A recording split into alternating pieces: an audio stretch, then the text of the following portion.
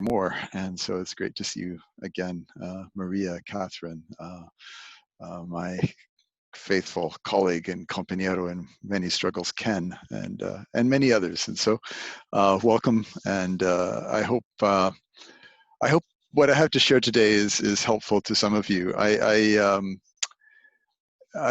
kind of like, we planned this, we started planning this way early on in the lockdown, in the this COVID crisis that we're living through. And so way back then I thought, well, what can I do? And so I said, oh, I'll talk about Guatemala and Haiti.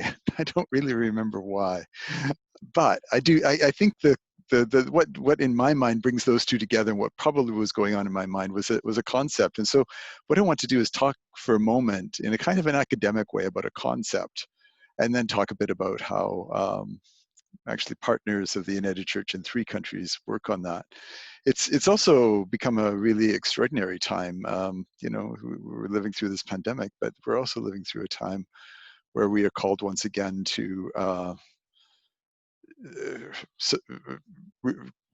convert, subvert, overturn the structures of racism and systemic privilege that some of us live by. So that's very much in my mind. And you know, when we think of Haiti, we think of the first country, the first people in the Americas who overthrew slavery, ended slavery, and formed an independent nation in 1804.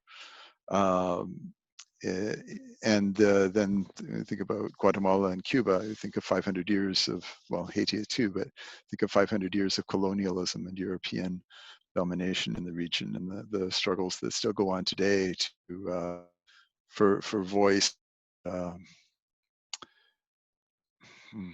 decision in those countries too. So so I just wanted to begin by acknowledging that. But then, so what I think I was thinking about almost 3 months ago, and what does sort of stick with me today, is a concept that's better known in Spanish and in French, économie solidaire, economía solidaria y social, social and solidarity economy. And it's an idea that kind of came to be developed in, I was going to say France, but it was probably in the former colonies of France, people trying to talk about the economy in a way that got past the competition, the neoliberal competition notions of economy, and started to think about ways that people could collaborate, cooperate, create a social economy that puts the values of community ahead of the competitive values of profit and you know, beating the other guy and all of that. So the first time I came across it was in Santo Domingo in 1992, when the bishops of Latin America came together, and still, I think at that time, at least to some extent, influenced by liberation theology and other currents in the church. That's become weaker, of course, in the intervening years. But at that time, that phrase, social and solidarity economy, made it into the final document of the Latin American bishops in Santo Domingo in 1992. And so some organizations began picking that up. So I'm not going to talk more about the sort of the intellectual concept, but I'll talk about 3 organizations that work with, that use the concept as kind of a principle around which they organize their work. So one of them is in Haiti, the Carl Levesque Cultural Institute. So we know René Levesque, Carl with a K, Carl Levesque Cultural Institute. And this is an organization that was created in the 1980s after the fall of the dictator Jean-Claude Duvalier. It was created by by a Jesuit who died almost immediately upon creating the organization or the network. And so that's the name that it has, Carl Levesque. And then the people who were his friends, they've carried on the organization for 30 odd years since then, as a space for people to come together to reorganize Haiti, revision Haiti, not accept what exists as being eternal, and that Haiti can be renewed, that corruption and hunger and domination don't have to be the ongoing story of people in Haiti. So they build kind of an alliance of urban intellectuals with farming organizations in the countryside. It's more than that. It's bringing together some some expertise, if you want, with people who have a natural sense of social organization and a vision for the future, and so sharing of knowledge and experience. So the Karl Levesque Center created these programs as a way of empowering farmers, giving them an experience of collective leadership and shared participation. So what they do is, it's not that different from what you see or you read about in other development projects: microcredit, seeds and tools, provision of seeds and tools so that people can plant their own crops, some education, sometimes going into animals, chickens, pigs, goats, what have you. But it's always with this collective sense, So if you get a pair of goats, you give one of them back to the program, or one of the children of the goats back to the program, or that if you've got a small loan, the microcredit kind of loan, you give something back to the community. And they do that very consciously, using that language of social and solidarity economy to instill the values. And so it's also a way of building leadership in local communities with the intention that local leadership can weigh on decisions, political decisions in municipalities and departments in Haiti, and even the national government. So there are people who kind of come up through this training program with the intent that they become leaders in the country. And yeah, sometimes they do. And of course, everyone is still working on the project of liberation of Haiti once again.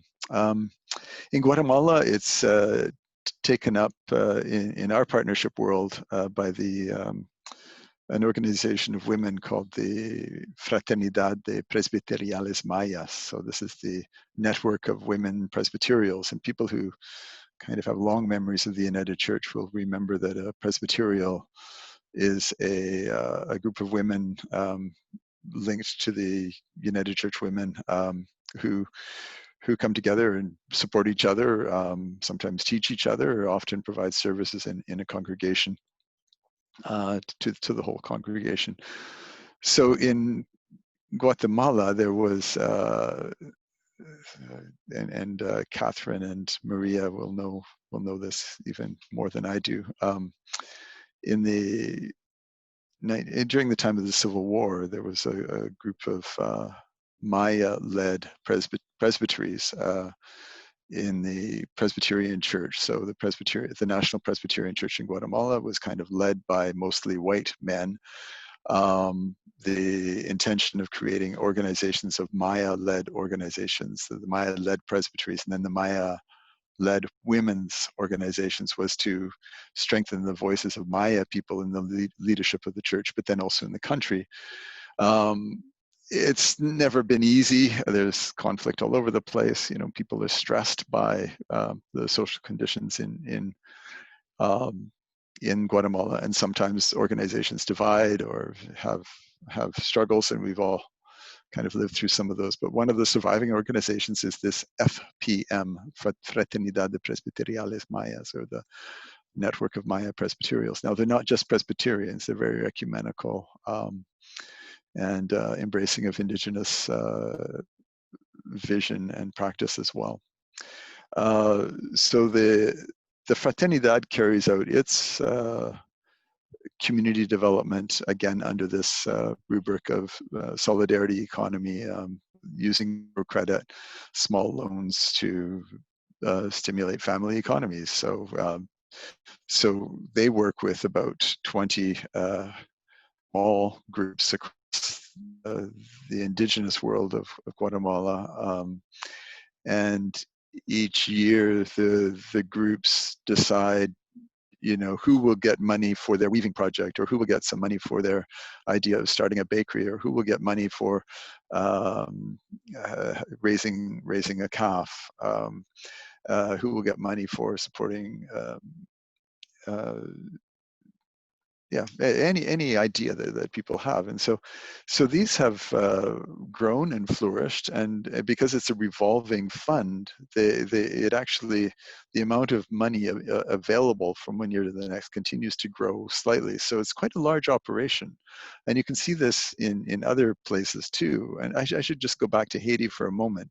Like, one of the things I saw in Haiti was that in times of disruption, um, a coup, uh, a hurricane, the earthquake in 2010, that the women's groups who control their revolving funds hold on to their revolving funds. They kind of keep the process going despite whatever horrible thing has just happened, and that gives me hope. And something similar goes on in Guatemala. That sometimes there are disruptions, but they keep the effort going, and women continue to support each other through crises of all kinds.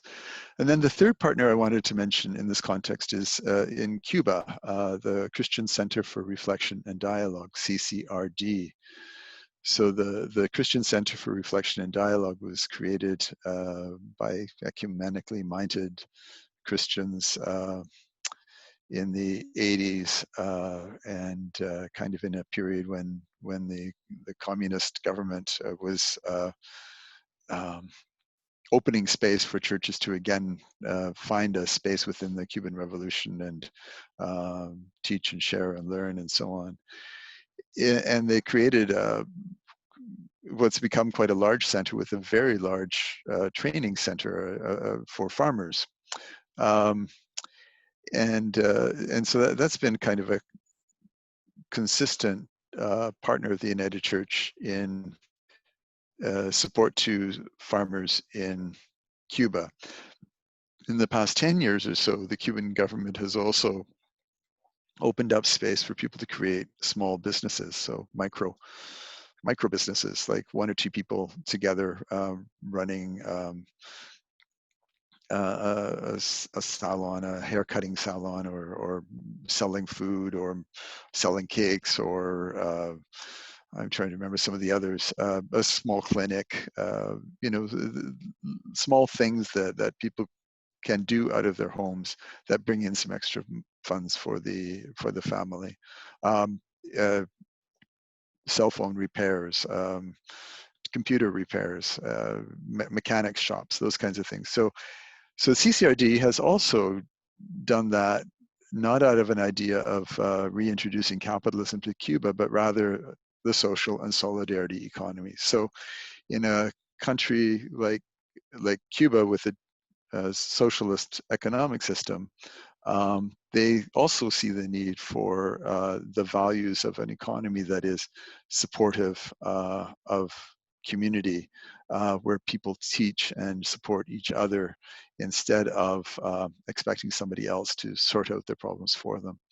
So anyway, I just wanted to sort of set out those three examples. There are other organizations that the United Church is involved in or supports around the world that also use microcredit or small loans, or that kind of model.